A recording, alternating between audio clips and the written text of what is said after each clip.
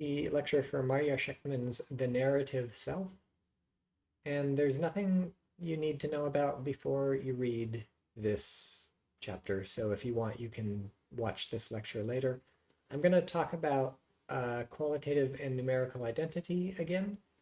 Uh, this topic may have come up already in class. I'm recording these before we've met or anything, but in case we haven't talked about it, now is a good time to go into a bit more depth about how these two are related. So if you don't remember the distinction between qualitative and numerical identity, please go back and figure that out. There's a lecture about it already.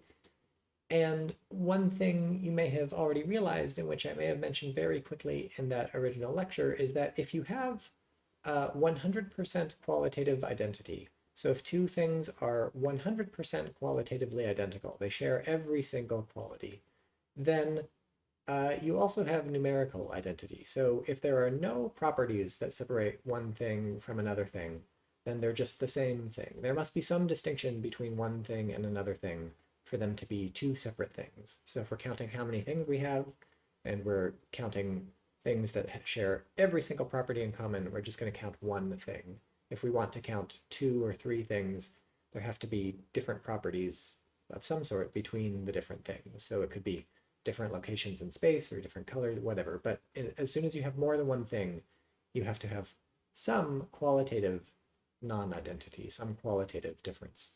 So 100% qualitative identity is going to get you numerical identity. It doesn't work the other way. I almost certainly mentioned this in the earlier lecture because numerical identity can sort of spread out over time, even as qualitative identity changes, or at least it doesn't obviously work the other way. So right now, this is my hand, and if I go like this, now it is qualitatively different because before it had the fingers up like this, and now it has the fingers down like this. But we usually think this is still the same hand. You can deny this. Some people think that sort of any change at all annihilates numerical identity. This is a sort of radical view, but it's a possible view. Its earliest defender is an ancient Greek philosopher called Heraclitus, or at least one of the earliest defenders. But typically things we think can keep their numerical identities even as they change qualitatively. But at one moment, if you want numerical identity, you have to have 100% qualitative identity. So the idea that qualitative identity at 100% is numerical identity is sort of identity at a time. And this is helpful just to know because we're talking about identity in this class. It's also helpful because when we look at narrative self views, they're, I mean, at least initially, maybe a little different from the physical views or the bodily views because a narrative is something that stretches out over time.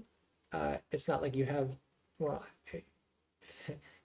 like a narrative has a beginning and a middle and an end, or events in a narrative take place within the wider context of the narrative. And so when we're thinking about the self as a narrative, or the self is constituted by a narrative, or the self is being involved with a narrative somehow, this gets us to start thinking about identity over time, sort of necessarily. The bodily view, like, it's an answer to the question of identity over time because that's what we're interested in this course, like personal identity. We want to know who are you, not just right now, but also in the future. And in fact, Williams's article was titled The Self and the Future. So of course he was thinking about identity over time too. But the bodily criterion of personal identity, it's basically just like if you have the same body or if you have the same brain at different times, that's the same person. And so that doesn't like, it's not sort of necessarily stretched out over time. What we look to find the person is just we look to find the body. And the body is not a temporal thing. The body is just a physical object.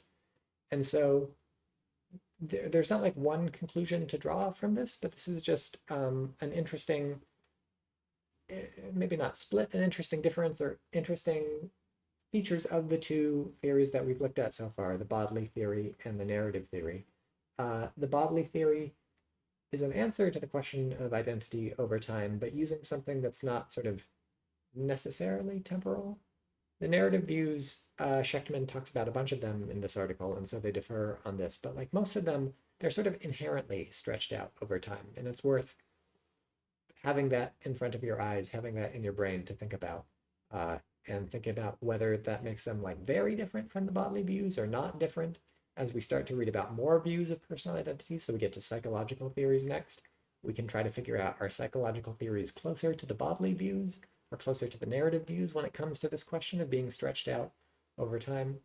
Maybe this distinction I'm drawing actually isn't really a distinction if you think more about it. So that's just, this is just to bring these things up into your mind so you can start thinking about them.